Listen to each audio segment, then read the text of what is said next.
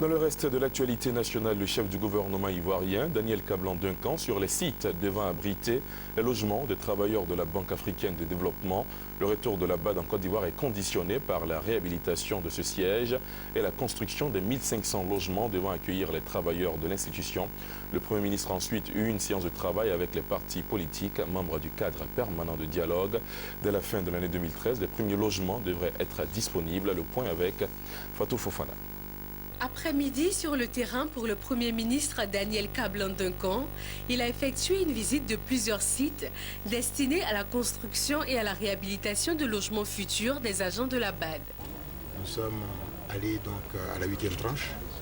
Nous avons vu un terrain de 4 hectares et demi sur lesquels doivent s'édifier, disons, 74 logements. Nous sommes allés du côté d'Abata, il y a 5 hectares donc, de terrain. On doit construire 77 logements.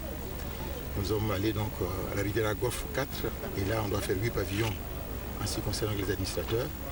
Et nous avons vu deux éléments concernant donc, la Sotra, notamment disons, au niveau de Cocody, au niveau donc, de la zone 4.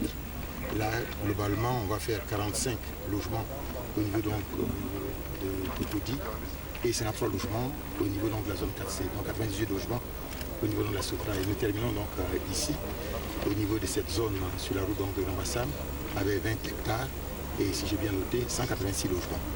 Donc nous allons avoir donc, une disponibilité de logements importante, surtout que le calendrier qui nous est fourni va donc de 6 mois à 1 an globalement. Une première tranche d'environ 500 logements sera disponible dès la fin de cette année 2013.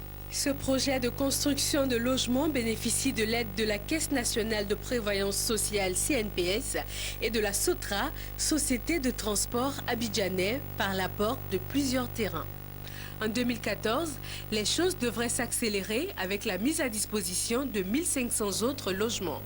Avant le dossier logement, ceux des bureaux, des écoles et des centres de santé avaient été examinés par le Premier ministre.